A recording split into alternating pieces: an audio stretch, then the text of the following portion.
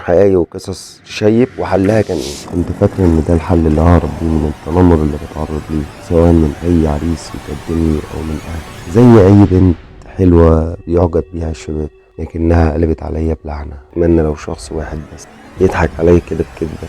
انا عارف انك ضعفت في لحظة يضعف فيها كل البشر، اننا بشر لازم نمر باللحظة دي باختلاف النقطة اللي بنوصل ليها كلنا بسبب ضعفنا، لكن لسه جواكي حاجة رافضة. وفجأة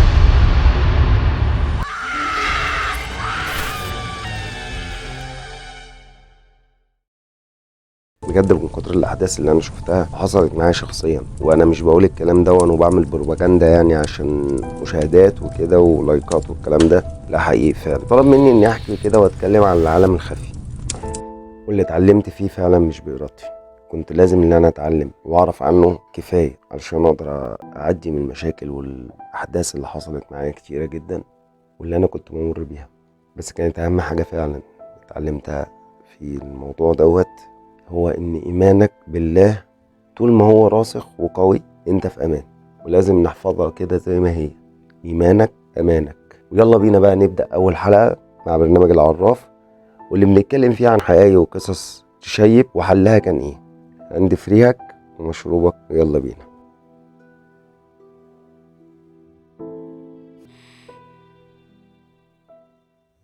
كنت فاكرة لما هعمل كده هقدر اطلع من وحدتي.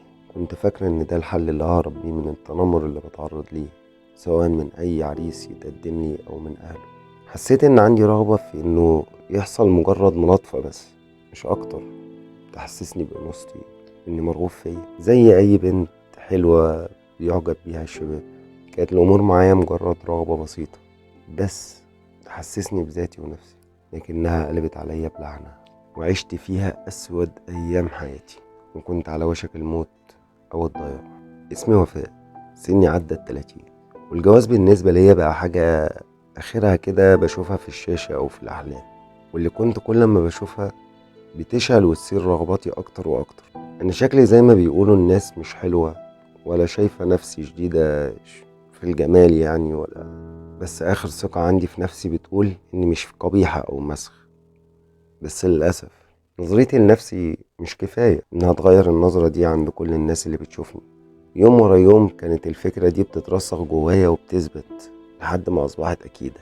أنا أهو كسرت ال30 ومبقاش يتقدم أي عريس نهائي، وحاسة كده إن كل حاجة في حياتي وقفت واتدمرت. اليوم بيعدي لأني عايشة لسه ما متش بس مش أكتر، لسه باكل، بشرب، بتنفس، بنزل شغلي، جسد بس بدون روح. روحي فعلا قتلها تنمر وكلام الناس وردود فعلهم البشعة اللي بشوفها في وشهم كل ما بقابلهم. كان ممكن ما اوصلش للحالة دي من الاكتئاب، الا ان مصارحة الناس ليا مباشرة بقبح ملامحي وجسمي كانت قلة ذوق لا تحتمل، وخلتني اكره نفسي. احيانا كده المجاملات البسيطة او عدم الصراحة اللي هي الزايدة بتبقى لطف مش كذب، لان عمري بجد ما لقيت من حد الكذبة دي على الاقل. وبدعيش اتمنى لو شخص واحد بس يضحك عليا كده بكذبة. ياه، بجد وصلت لكده؟ اه والله وصلت لكده، ان ساعات ممكن الصراحة الزايدة دي من الناس توصلك انك تتمنى كدبة، بس كدبة واحدة في وقت انت محتاج تطلع فيه من الاكتئاب اللي حبسك فيه من صدقهم وقلة ذوقهم عليك. في ليلة زي اي ليلة مرت من عمري دخلت اوضتي انام علشان يوم تاني يمر من عمري، واول ما فردت جسمي على السرير وبدأت ادخل في النوم حسيت ان في حد ورايا كده ومعايا على السرير، نفسه قريب مني قوي، سمعاه وحساه.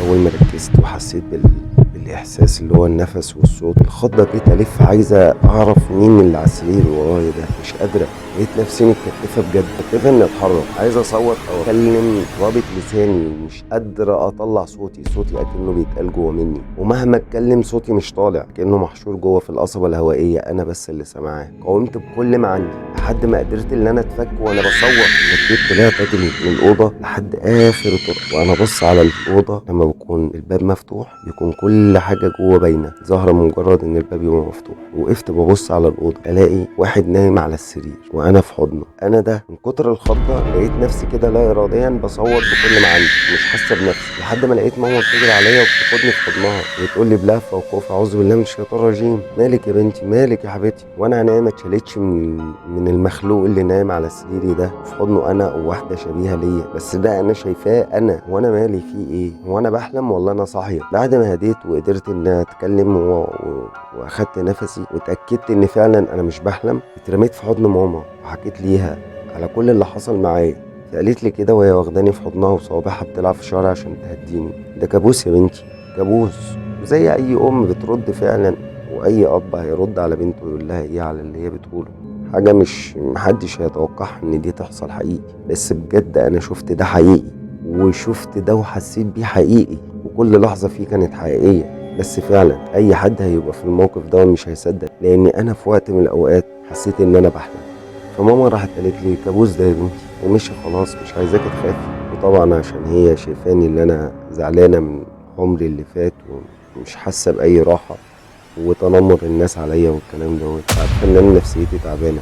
بتقولي لو في اي حاجة في نفسيتك ارميها من ورا ظهرك كده وكل حاجة هتبقى كويسة وتمام ان شاء الله، ربنا هيفرح قلبك قريب. من كتر رعبي ومن كتر الخوف اللي انا فيه طلبت منها اني انام جنبها الليلة ديت. حضنتني كده وهي بتبتسم اكنها بتكلم لسه عيلة صغيرة، لمست راسي بايديها وهي بتقرا القرآن. قالت لي: ماشي يا حبيبتي. كانت صورة المشهد اللي كان فيه الراجل وشبيهتي على السرير قدامي دون مش بيفارقني. كانت نظرته ليا بعينيه اللي كانت تشبه عين القطة مطبوعة قدامي. ومن كتر التفكير فيه نمت. ولما صحيت ببص على المنبه بتاعي لقيت ان ميعاد الشغل عدى، ولقيت ماما بتقولي: سيبتك تنامي وترتاحي، انت محتاجه يوم اجازه تريحي فيه دماغك واعصابك يا بنتي، خدي دش وهتطلعي ان شاء الله تلاقي الفطار جاهز. ودخلت فعلا الحمام وانا مبتسمه من كلام امي وحنيتها عليا اللي بتخلي اي زعل واكتئاب يهونوا يعني. حاولت اطول لاكبر فتره ممكنه لان عندي معلومه ان الميه السخنه بتهدي الاعصاب. وبعدها لبست هدومي وحطيت الفوط على شعري وخرجت وانا بنشف شعري. اول ما دخلت الاوضه لقيت ماما قاعده جوه ومحضره الفطار وقاعده وبتبص لي كده وهي مبرقه وخايفه ومندهشه جدا. وراحت سالتني كده بتقول لي: هو انت مش كنتي قايمه تجيبي كوبايه ميه عشان تشربي؟ سكت كده لحظات وجاوبتها. سؤالها بيبين ان انا كنت معاها. فبقول لها تاني كده مش فاهمه. قالت لي: انا حضرت الفطار وانت خرجتي من الحمام، جينا الاوضه هنا وكنا بناكل انا وانت، وقلت لي هجيب ميه عشان اشرب وهرجع، وديك رجعتي حاطه الفوطه على راسي كانك لسه خارجه من الحمام حالا. فعلا انا لسه خارجه من الحمام مع انك شلتيها قدامي، ولما رحت تجيبي الميه ما كانتش الفوطه معاكي ولا كنت لابسه الهدوم دي. بصيت للاكل ولقيته فعلا ناقص، لان كان فيه طبقين، طبق اكل امي وهو قدامها والطبق التاني فيه اكلي، وكان باين كده ان حد واكل منه والاكل اللي في الطبق كان ناقص. رجعت بنظراتي كده لامي اللي كانت بتبص ليا وهي على ملامحها كده علامات استفهام وذهول وخوف. حاولت اقول اي حاجه تخلي الموقف يعدي. للحظات حسيت ان انا لازم اخرج امي من الموضوع واطلعها من ان هي تشوف حاجات غريبه وتحس بحاجه غريبه. حاولت بقى اقول اي حاجه تخلي الموقف يعدي كده، فجاوبتها وانا بضحك: ايوه انا قلت بس اخدك بس وانا بهزر معاكي. وبدات اناغشها واكلها كده علشان ايه تبان الامور طبيعيه، الا انها ما كانتش طبيعيه وما كانتش مقتنعه. وده كان باين من ردود افعالها معايا وملامحها اللي متغيره، رغم انها كانت برضه بتحاول تعدي الموقف. اكلنا واخدت الاطباق الفاضيه ودخلتها المطبخ وبدات اغسل المواعين واعمل الشاي. ودي محاوله مني اضافيه ان انا اطمن الحاجه. بس الغريبه ان انا كان جوايا احساس غريب جدا، احساس انا كنت مستغرباه ومش فاهمه ليه الاحساس ده اتولد جوايا. كان احساس رغبه، شغف في معرفه ايه اللي بيحصل. وخيالي استحضر صوره كده شبهتي وهي جنب الراجل المخيف اللي كانوا على سريري ده. كانت ايديا بتغسل الاطباق لكني هيمانه وسرحانه كده في المشهد اللي مش مفارق خيالي.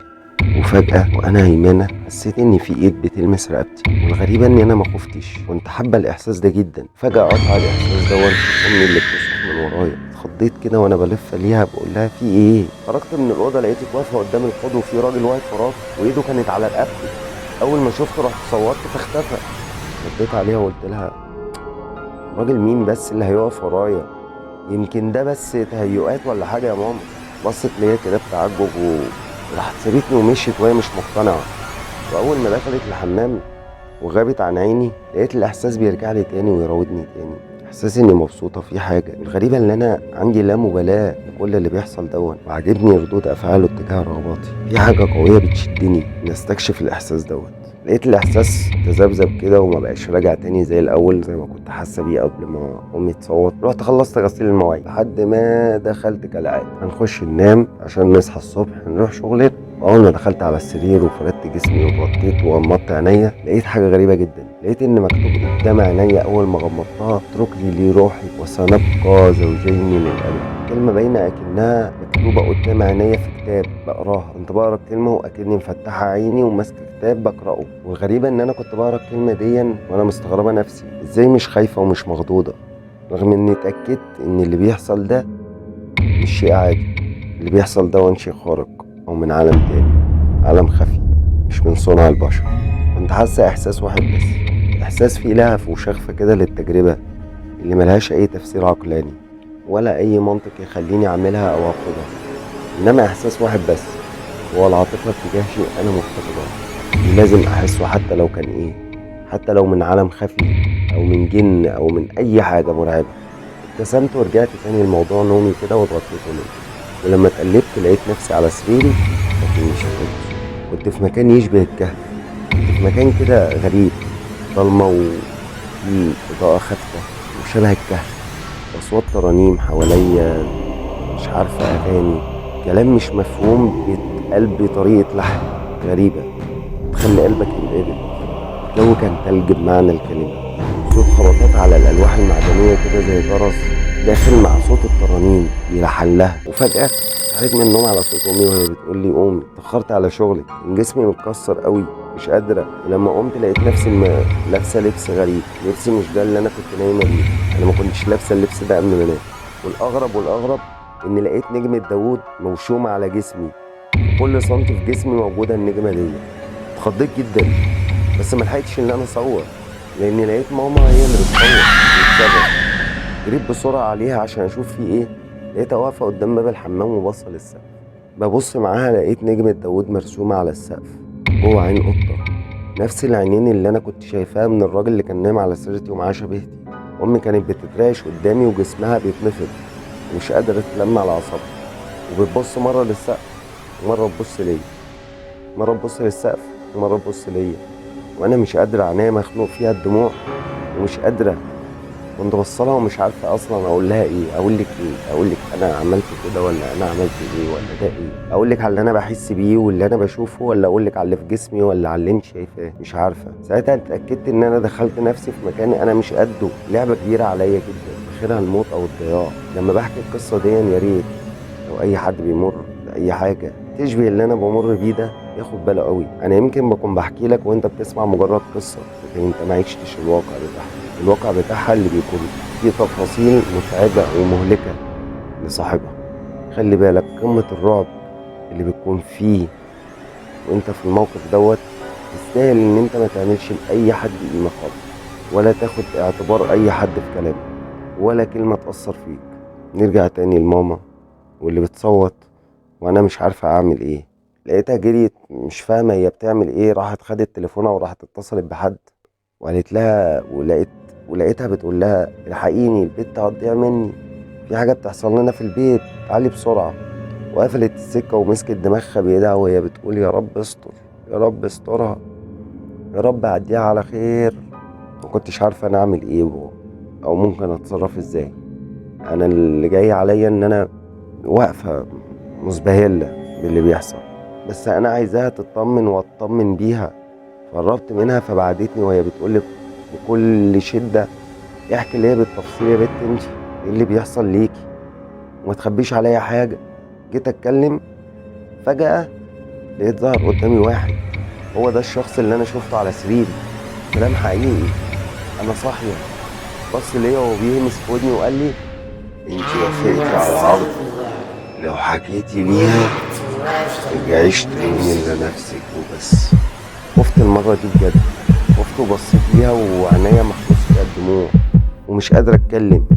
خفت عليها بجد قبل ما اكون خايف على نفسي، ليه امي هتتأذي. فلقيت نفسي غصب عني بسكت. كانت بصالي ومستنية مني اجابة على سؤالها اللي كنت هرد عليها فيه. ونظرتها كلها حسرة وخوف وقلق واستغراب من عدم ردي. هي كمان ما كانتش لاقي اي كلام تقوله ليا. فضلنا انا وهي ساكتين والنظرات هي اللي ما بيننا بتتكلم لحد ما جرس الباب رن. راحت هي فتحت الباب، واول ما فتحت الباب لقيت واحدة بتقول لها ازيك يا ام وفاء. ردت عليها وقالت لها ازيك انت يا ست سعاد، اتفضلي. واول ما الست خطت برجليها عتب الباب قالت بخوف كده ورعب: اعوذ بالله اعوذ بالله، انت عملتي ايه في نفسك يا بنتي؟ انت عملتي ايه في نفسك بس؟ هو انا مستنياك تطمنيني ولا مستنياك تخوفيني؟ كنت بصلها وما بتكلمش لاني المصيبه الاكبر ان في حد واقف وراه. هو واقف وراه وشايفاه بعينيا بيحذرني اني ما اتكلمش. راحت الست سعاد دخلت لغايه عندي، انا كنت قاعد على السفره وقعدت قدامي وخرجت من شنطتها حاجات كده، ورقه بيضة ومقص ودبوس طرحه، وبدأت تقص الورقة دي بالمقص كده شوية لغاية اما لقيتها عملتها مجسم لشخص كده اللي احنا بنقول عليها العروسة. أمي سألتها كده بخوف: في ايه؟ أمي نفسها تعرف ايه اللي بيحصل دوت. فراحت سعاد راحت قالت لها حاجة غريبة. قالت لها: أول ما دخلت من الباب لقيت خالي اسود واقف ورا بنتي، فجأة اختفى. بنتك محتاجة تترقي، هاتلنا طبق فخار أو أي حاجة نعملها منقع.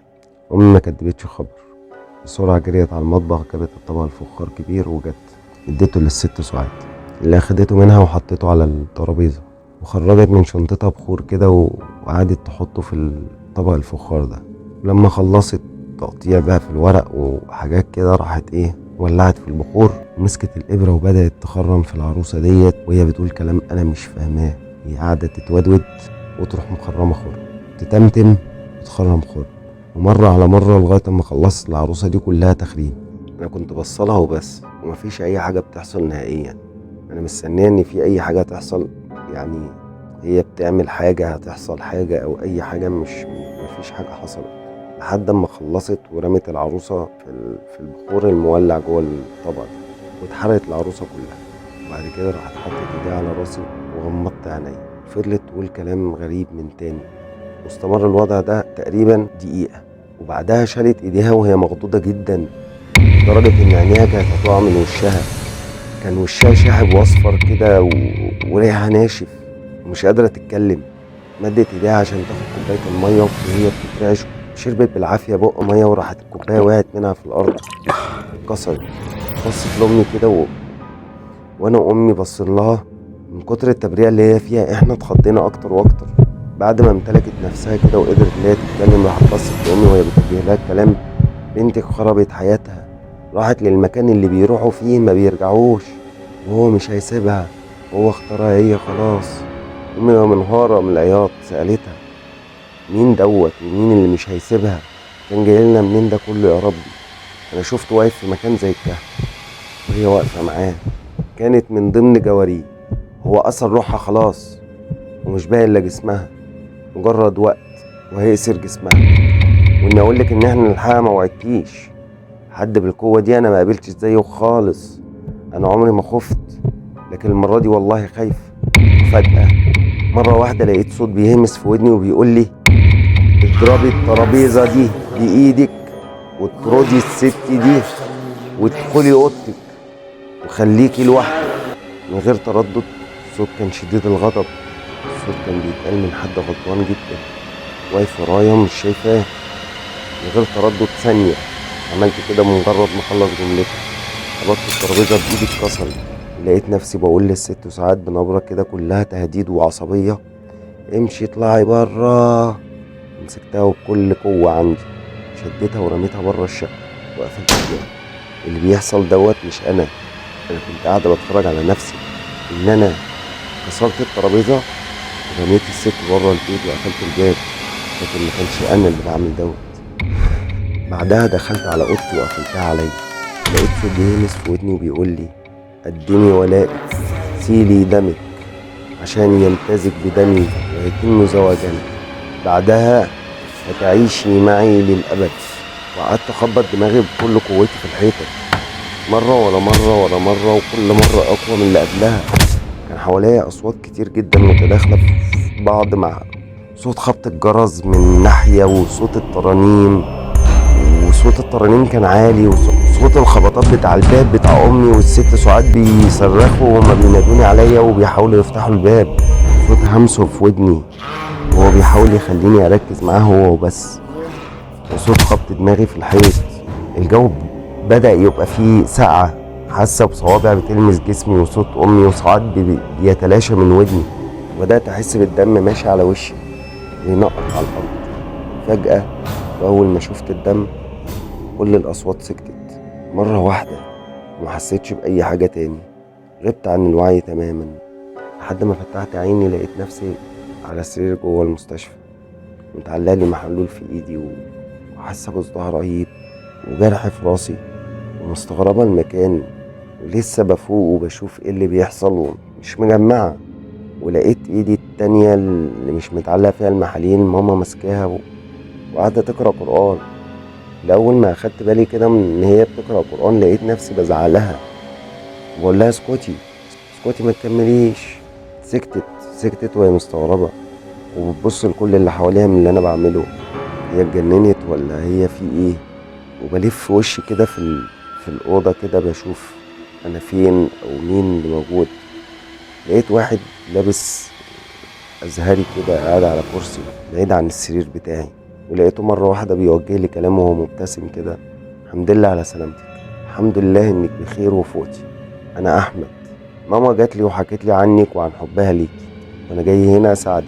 ما كملش كلامه وقمت هجمت عليه ووقعته على الأرض ولفيت إيديا حوالين رقبته. بس بجد أنا ما اتحركتش من مكاني، أنا كنت قاعدة على السرير زي ما أنا، بس مش في المستشفى، في مكان تاني، وشايفة كل حاجة بتحصل قدامي.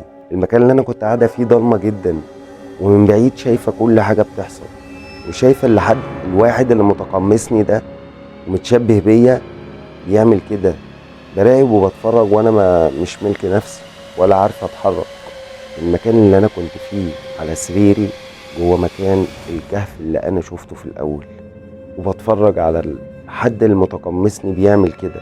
امي كانت قاعدة تصوت وهي بتحاول تشيلني من فوق احمد، وعلى صوتنا وصراخنا وكل البهدلة اللي حصلت دي دخل كتير بنات وشباب ممرضين وشالوا اللي يشبهني دون من فوق احمد وحطوه على السرير، وهو كان غضبان جدا.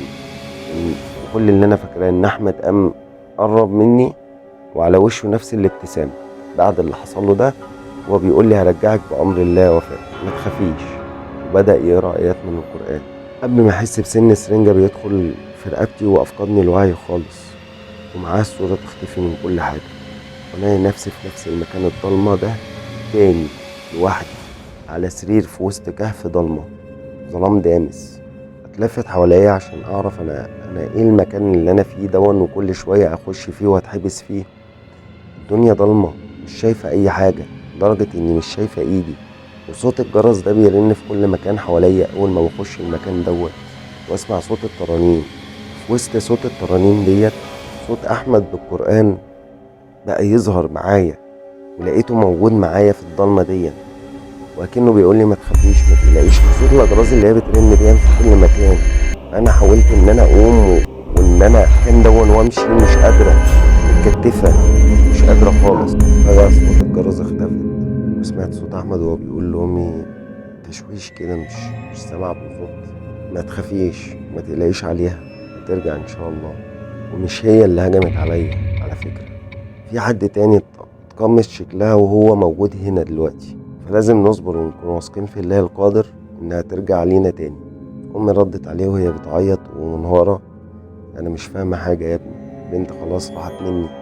قال لها هترجع ان شاء الله يا حاجة، هي بس استسلمت لرغبة هي كانت بتتمناها، واللي بيهزم الانسان هي رغباته ونفسه. لكن بأمر الله هعمل كل اللي هقدر عليه، وان شاء الله ربنا يوفقني بقدرته واكون سبب رجوعها. في جن تقمصها يا حاج، او بمعنى اوضح ان وفاء كانت مفتقدة احساس معين، ولقيته مع الجن ده فسلمته رغبتها، فاستغل ده. وللأسف ان هو قوي جدا ومش سهل ان احنا نتغلب عليه، لازم هناخد وقت علشان نقدر نسترجعها. امي لقيتها بتبكي بحرقة بعد ما نادت نفسها عليا وحضنتني، حسيت بدموعها على جسمي. فجأة ظهر صوت الهمس تاني في ودني وهو بيقول لي مفيش حد هيقدر ياخدك مني، مش باقي الا اخر خطوة لاتمام الزواج، سلمي نفسك بالكامل وهتبقي ليا للأبد. ساعتها صوت أحمد رن في ودني بتلاوة القرآن، ورجع المشهد تاني يبان. أنا نايم على سرير وبهز راسي يمين وشمال بسبب تضارب الأصوات في عقلي، صوت الهمس بالخضوع، صوت أحمد من ناحية تانية بالقرآن اللي مستسلمش، إلا إن صوت أحمد بدأ يكون أوضح وبدأت أحس بيه أكتر، وبدأ يتلاشى صوت الهمس لحد ما فجأة لقيت صوت شق الضلمة وابتسامة أحمد خارجة منه. قرب عليا وقعد جنبي على السرير وقال لي: أنا عارف إنك ضعفتي في لحظة بيضعف فيها كل البشر، لأننا بشر لازم نمر باللحظة دي باختلاف النقطة اللي بنوصل ليها كلنا بسبب ضعفنا، لكن لسه جواكي حاجة رافضة الضعف ده وبتحاول إنها تهزم. أنا هنا وإنت شايفاني لأنك إنت اللي سمحتيلي بالدخول. عزيمتك وإرادتك وإيمانك اللي مترسخين جوا قلبك أقوى منه. كل ده وهم في خيالك بس مفيش حقيقة. زي ما صنعتي الخيال ده امحيه، هو مهيألك جو الخوف والرهبة منه، منعك انك تسمعي او تشوفي اي حاجة حقيقية. قومي هزميه، انت اقوى منه بإيمانك بالله، اوعي تستسلمي ابدا. وفجأة لقيت نفسي لا إراديا بقوم والأصوات بتعلى أكتر وأكتر، وبدأت أشق الضلمة. كل ما بمشي خطوة في نور بينور الطريق قدامي. فضلت أمشي وأصوات الجرس بتدق بصوت أعلى وأكتر مع كل خطوة أنا بمشيها، ونجوم سداسية على الأرض بتنور كده في كل مكان لحد ما وصلت الباب مقفول. وفجأة لقيت صوت الهمس جاي من ورايا، بس المرة دي قدرت أتلفت ليه وسابني اللي أنا اتلفت له.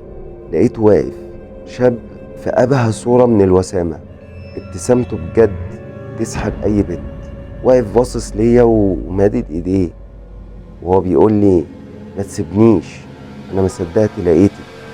صوت أحمد ظهر في اللحظة دي من ورا الباب وهو بيقول لي: ما تصدقيش خيالك. حسيت إني هضعف وأنا بصاله وشايفة الشاب بالجمال ده قدامي وبيقول لي: ما تسيبنيش، أنا ما صدقت لقيتك. وأنا مفتقدة إن ألاقي الرغبة من أي حد حتى لو كان مين. ومع ضعفي وكلامه اللي بيتردد في عقلي إلا إني لقيت صوت أحمد من ورا الباب بيقول لي: ما تصدقيش خيالك، ما تصدقيش خيالك. قول لي ده وهم، امشي ورا إيمانك وطريقك وما تخليش حاجة تشتتك. رجعت خطوة لورا كده، وأول ما سمعت صوت أحمد بالكلام دوت، الكلام اللي هو قاله من شوية إن ده وهم أنا عايشة فيه، رجعت خطوة لورا ولمست إيدي الباب. فجأة